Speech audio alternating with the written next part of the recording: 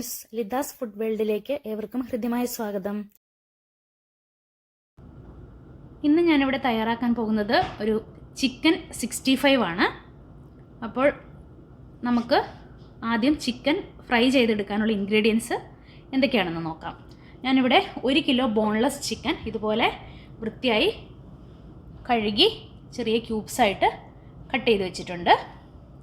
പിന്നെ ഇന്ന് നമുക്കിതിലേക്ക് ആവശ്യമായിരിക്കുന്ന പൊടികൾ: 1/2 ടീസ്പൂൺ മഞ്ഞൾപ്പൊടി, 1 ടീസ്പൂൺ കുരുമുളക് പൊടി, 1/2 ടീസ്പൂൺ നല്ല ജീരകത്തിൻ്റെ പൊടി, 1 ടീസ്പൂൺ ഗരം മസാല, 2 തണ്ട് കറിവേപ്പില ചെറുതായി കട്ട് ചെയ്തത്, 1 ടീസ്പൂൺ മല്ലിപ്പൊടി, 1 ടീസ്പൂൺ സാദാ മുളക് പൊടിയും 1 ടീസ്പൂൺ കാശ്മീരി മുളക് പൊടിയും, 2 ടീസ്പൂൺ വീതം ഇഞ്ചി വെളുത്തുള്ളി പേസ്റ്റ്, പിന്നെ ആവശ്യത്തിന് വെള്ളം, ഉപ്പ്, 7 table spoon cornflour, 2 table spoon അരിപ്പൊടി, 2 ടേബിൾ സ്പൂൺ തൈര്, പിന്നെ 2 ടേബിൾ സ്പൂൺ ചെറുനാരങ്ങയുടെ നീര്.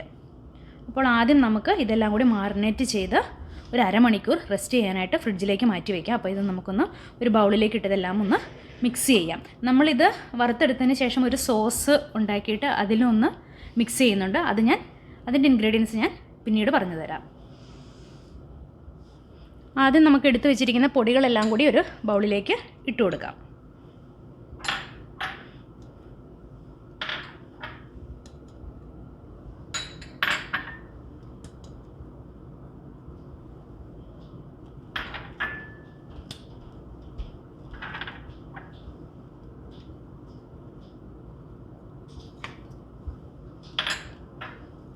കറിവേപ്പില, ജിഞ്ചർ ഗാർലിക് പേസ്റ്റ്,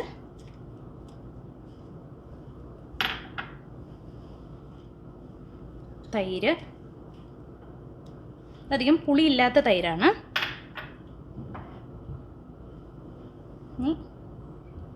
കോൺഫ്ലോർ, അരിപ്പൊടി. നമുക്ക് 2 ടേബിൾ സ്പൂൺ നാരങ്ങ നീരും കൂടി ചേർത്ത് കൊടുക്കാം.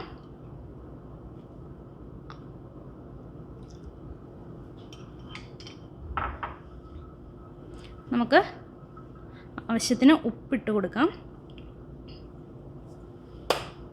ഇനി ഇത് ഒരു സ്പൂൺ ഉപയോഗിച്ച് നമുക്കൊന്ന് മിക്സ് ചെയ്ത് കൊടുക്കാം. ഇതിൻ്റെ നന്നായി മിക്സ് ചെയ്തതിന് ശേഷം നമുക്ക് ആവശ്യത്തിന് വെള്ളം ഒഴിച്ചു കൊടുത്ത് ഒന്നുകൂടി ഒരു പേസ്റ്റ് രൂപത്തിലാക്കി എടുക്കാം. അപ്പോൾ ഇത് ഡ്രൈ ആണ്. നമുക്കൊരല്പം വെള്ളം ഇതിലേക്ക് ഒഴിച്ചു കൊടുക്കാം.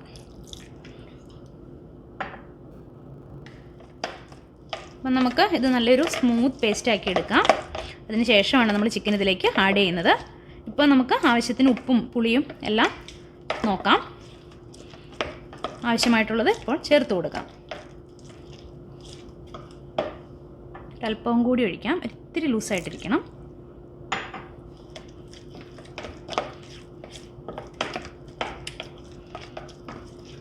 നമുക്കിതിൻ്റെ ഉപ്പൊക്കെ ഒന്ന് നോക്കാം.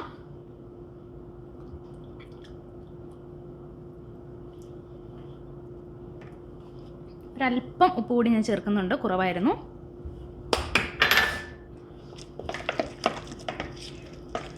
ഞാനിപ്പോൾ ഇവിടെ ബോൺലെസ് ചിക്കനാണ് എടുത്തിരിക്കുന്നത്. ബോണോട് കൂടിയ ചിക്കൻ ആയാലും എടുക്കാം.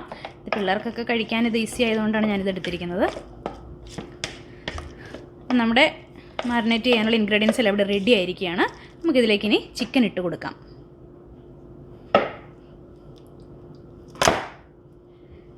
ഇനി നമുക്ക് കൈകൊണ്ട് ഇത് നന്നായി മിക്സ് ചെയ്യാം.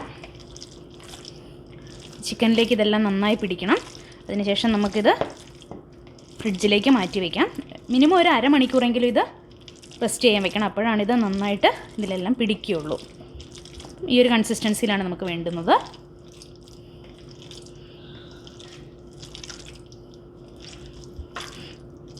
അപ്പോൾ നമ്മുടെ മസാല എല്ലാം ചിക്കനിൽ നന്നായി പിടിച്ചിട്ടുണ്ട്.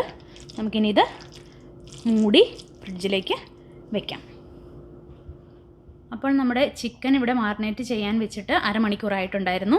നമ്മൾക്കിതൊരു സ്പൂൺ ഉപയോഗിച്ചൊന്ന് ഇളക്കി കൊടുക്കാം. ഞാനൊരു ഫ്രൈയിങ് പാനിൽ ആവശ്യത്തിന് ഓയിൽ ഒഴിച്ച് തീ കത്തിച്ച് അത് ചൂടാകാൻ വെച്ചിട്ടുണ്ടായിരുന്നു. അതിലേക്ക് നമുക്ക് ഈ ചിക്കൻ ഇട്ട് കൊടുത്ത് നല്ല ഡീപ്പ് ഫ്രൈ ആക്കി എടുക്കാം.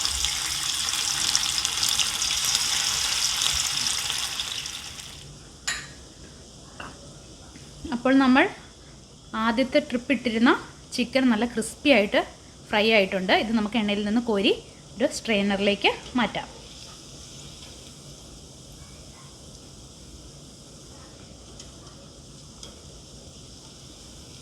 ബാക്കിയുള്ള മാരിനേറ്റ് ചെയ്ത് വെച്ചിരിക്കുന്ന ചിക്കൻ നമുക്ക് ഇതുപോലെ തന്നെ ക്രിസ്പി ആയിട്ട് ഒന്ന് ഫ്രൈ ചെയ്തെടുക്കാം.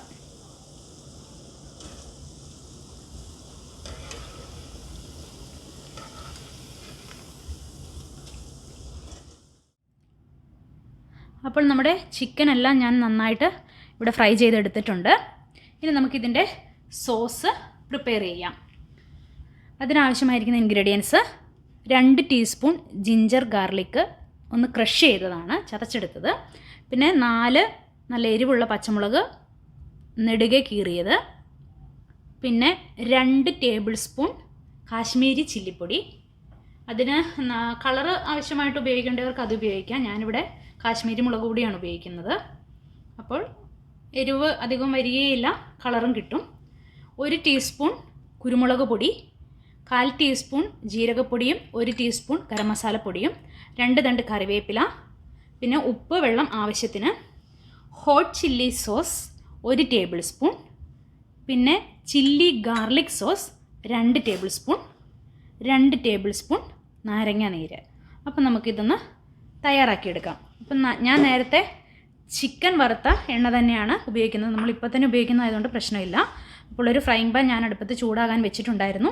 അതിലേക്ക് നമുക്ക് ഓയിൽ ഒഴിച്ചു കൊടുക്കാം. അപ്പം ഓയിൽ നന്നായി ചൂടായിട്ടുണ്ട്. നമുക്കിതിലേക്ക് 2ആയി കീറി വെച്ചിരിക്കുന്ന പച്ചമുളക് ഇട്ട് കൊടുക്കാം. ഇനി ചതച്ച് വെച്ചിരിക്കുന്ന ഇഞ്ചി, വെളുത്തുള്ളി,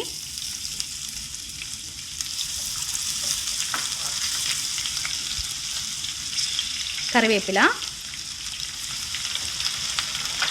ഇതൊന്ന് നന്നായി ഫ്രൈ ആകട്ടെ. ഒത്തിരി അങ്ങ് പൊരിയണ്ട, എന്നാലും നല്ലതായിട്ട് മൂത്ത് വരണം. ഇതിൻ്റെ പച്ചമണം എല്ലാം മാറി വരട്ടെ. അതുവരെ നമുക്കൊന്ന് വഴറ്റി കൊടുക്കാം. നമ്മൾ എടുത്തു വെച്ചിരിക്കുന്ന സോസ് എല്ലാം ചേർത്തതിന് ശേഷം മാത്രമാണ് ഇതിൽ ഉപ്പിടുന്നത്. കാരണം സോസിലത്തെ ഉപ്പും കൂടി ഇതിലേക്ക് ഇറക്കും. അപ്പോൾ ഇത് നന്നായി മുരിഞ്ഞ് വന്നിട്ടുണ്ട്. നമുക്കിനി എടുത്തു വെച്ചിരിക്കുന്ന പൊടികൾ ഇട്ട് കൊടുക്കാം.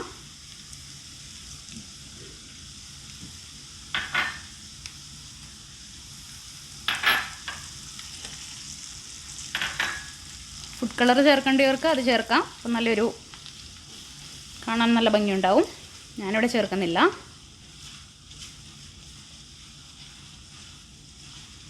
ഇനി ഇതിലേക്ക് നമുക്ക് എടുത്തു വെച്ചിരിക്കുന്ന സോസ് ഒഴിച്ചു കൊടുക്കാം.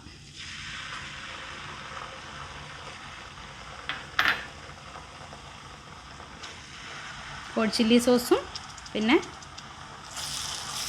ചില്ലി ഗാർലിക് സോസുമാണ് ഉപയോഗിച്ചിരിക്കുന്നത്. അപ്പോൾ ഇതിൻ്റെ ഈ പച്ചമണം ഒന്ന് പോകട്ടെ. നമുക്ക് നന്നായി ഒന്ന് ഇളക്കി കൊടുക്കാം. അപ്പോൾ ഇതിൻ്റെ സോസിൻ്റെ എല്ലാം പച്ചമണം മാറി വന്നിട്ടുണ്ട്. നമുക്കിതിലേക്ക് 2 ടേബിൾ സ്പൂൺ നാരങ്ങ നീര് ചേർത്ത് കൊടുക്കാം. ഇനി ഒരു 3 ടേബിൾ സ്പൂൺ വെള്ളവും കൂടി നമുക്കിതിലേക്ക് ഒഴിച്ചു കൊടുക്കാം. ഇനി ഇത് നന്നായി ഒന്ന് ഇളക്കി യോജിപ്പിക്കാം. ഈ സമയത്ത് നമുക്കിതിൻ്റെ ഉപ്പൊന്ന് നോക്കാം.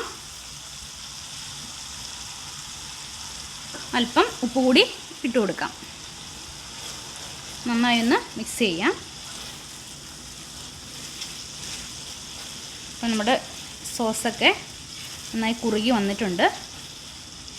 ഇനി നമുക്ക് വറുത്ത് വെച്ചിരിക്കുന്ന ചിക്കൻ ഇതിലേക്ക് ഇട്ട് മിക്സ് ചെയ്തെടുക്കാം.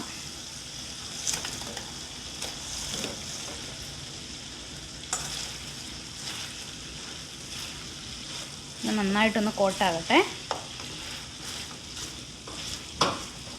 നമ്മൾക്ക് ഇത് ഒരു ലോ ഫ്ലെയിമിലിട്ട് 5 മിനിറ്റ് ഒന്ന് അടച്ചു വയ്ക്കാം.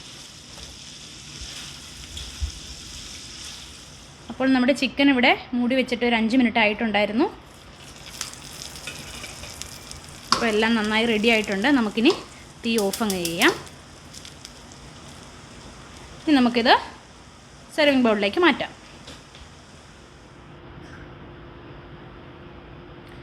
അപ്പോൾ നമ്മുടെ നല്ല ക്രിസ്പി ആൻഡ് ടേസ്റ്റി ആയിട്ടുള്ള ചിക്കൻ 65 ഇവിടെ റെഡി ആയിരിക്കുകയാണ്.